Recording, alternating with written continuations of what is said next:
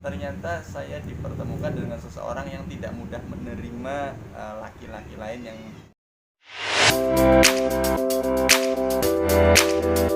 gitu ya. Ternyata saya dipertemukan dengan seseorang yang tidak mudah menerima laki-laki lain yang bukan mahramnya. Jadi beliau orang yang tidak gampang menerima tamu laki-laki. Jadi itu yang membuat saya yakin bahwa sosok yang seperti itulah yang akan memiliki sifat setia dan penyayang ketika sudah mendapatkan yang halal, insya Allah. Kalau aku milih beliau karena beliau tuh orangnya apa adanya sih, apa adanya, terus cuek, orangnya cuek sih gitu pada Ahwat. Biasanya kalau orang yang cuek itu, biasanya kalau orang yang cuek di luar nanti kalau berumah tangga, kalau sama istri biasanya tuh humoris. Dan ternyata Receh. Terus ya intinya aku lebih seneng sama orang itu yang apa adanya, nggak neko-neko. Itu aja sih, lebih sisanya ke lebih pendapat. jadi maksudnya pendapat dukungan orang tua juga penting banget ya. Iya. Iya, karena maksudnya kita nggak bisa berjalan mulus kalau kemudian orang tua menghalangi. Jadi alhamdulillah. Iya. Jadi faktor penting juga dukungan dari orang tua. Iya. Dan itu salah satu tanda jodoh adalah ketika orang tua itu menyetujui. Iya betul. Terus jalan menuju pernikahan tuh emang benar-benar dipermudah gitu. Aku ngerasa seperti itu sih, dari Iya. cara ngurus-ngurusnya juga kayak nggak ada hambatan gitu, mudah banget.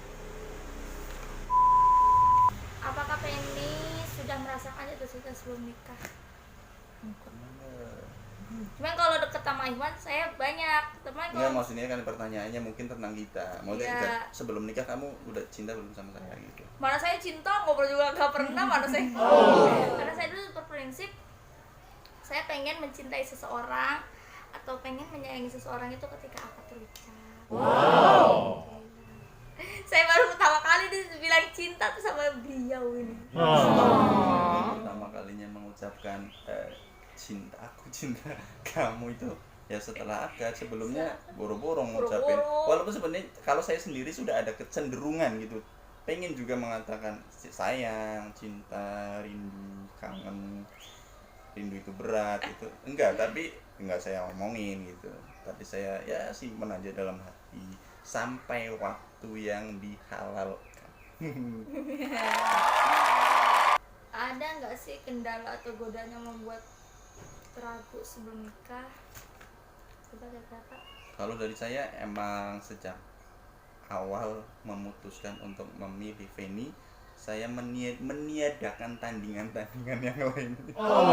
Jadi memang fokus ke Feni, walaupun kemudian ketika baru masuk dan saya lagi semangatnya ada beberapa tawaran, tapi saya memilih enggak, saya fokus sama yang satu ini. Dan semakin hari justru semakin yakin dan enggak ada yang meragukan, alhamdulillah. Kalau aku godaan banyak sih, karena apa ya, jadi banyak godaan dari pihak ketiga tuh banyak banget. Cuma kalau aku lebih Bismillah, yakin pada satu. Yeah. Lebih ke situ sih kalau aku. Apalagi nih? Masih ada rasa canggung nggak? Nggak. Awal-awal emang ada ya, karena emang ya orang nggak pernah ngobrol, nggak pernah nyapa ya, tapi lama-lama enggak sih, enjoy aja. Iya, pas hari pertama setelah nikah kita langsung asik-asik aja, jadi seolah-olah emang udah nyaman gitu, udah bisa megang kayak gini gitu. Udah alhamdulillah langsung, walaupun sebelumnya belum ada interaksi, tapi begitu sah gitu langsung kita enjoy aja dalam berdekatan. Walaupun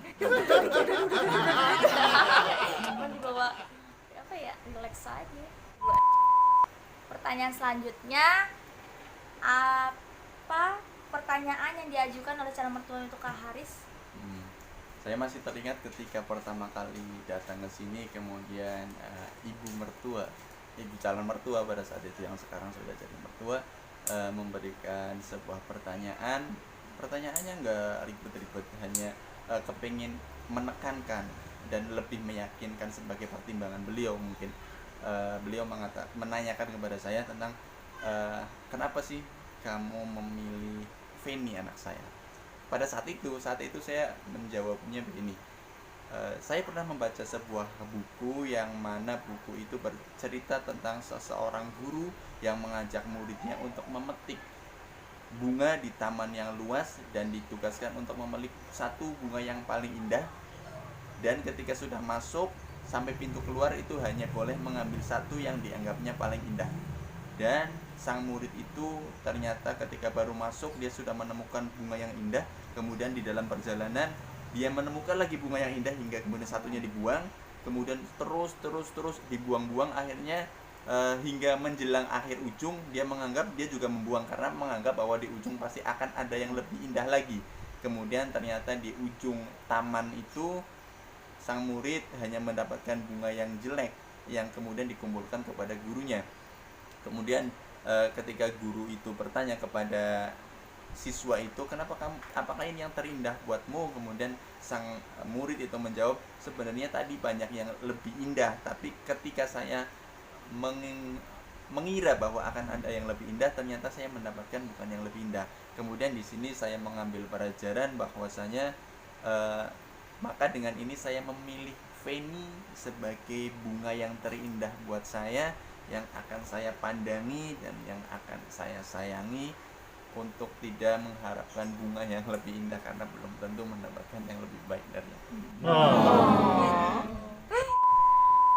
Demikian Q&A dari kita, mudah-mudahan bisa bermanfaat, bisa menginspirasi teman-teman semua. Nah, pesan-pesan untuk para jomblo, kasih pesan Kak? Jadi buat para jomblo jangan terlalu sedih juga ketika belum mendapatkan jodoh, karena jodoh itu ibaratkan sebuah musim, yaitu ada musim durian, ada musim rambutan. Semua telah diatur waktunya, telah diatur karena Allah tidak pernah salah di dalam menempatkan waktu dan tidak pernah salah dalam memilihkan siapa jodoh yang terbaik untuk kita selama kita bertawakal hanya kepada Allah dan dengan menggunakan cara-cara yang diridhoi, bukan cara-cara yang tidak diridhoi. Misalnya dengan memaksakan diri untuk memulainya menjemput jodoh dengan pacaran, misalnya, itu banyak kebohongan yang akhirnya akan menimbulkan maksiat gitu. Mungkin ada juga yang saya pacaran nggak ngapa-ngapain gitu. Kalau nggak ngapa-ngapain, ngapain pacaran gitu ya kan? Karena maksudnya mencurigakan juga. Maksudnya laki-laki ketika dekat dengan wanita itu pasti punya hasrat, punya keinginan. Kalau laki-laki itu dekat dengan wanita nggak punya hasrat, nggak punya keinginan, itu pertanyaan juga. Laki-laki beneran apa bukan? Jadi tetaplah di koridor yang benar dan persiapkan diri untuk hanya menikmati yang halal, karena halal itu enak. Banyak-banyak memperbaiki diri intinya mah guys, jangan terlalu fokus siapa jodoh saya, udah itu mah kalau menurut saya ntar juga bakal ada pasti gitu. Yang penting kita tuh benar-benar mempersiapkan diri dulu gitu. Ya, sekian dulu dari kami tentang Q&A pada kesempatan kali ini. Dan buat teman-teman yang mungkin ada ajuan pertanyaan-pertanyaan lain, bisa tulis di kolom komentar di bawah ini ya. Jangan lupa like, komen, dan subscribe. Terima kasih. Assalamualaikum warahmatullahi wabarakatuh.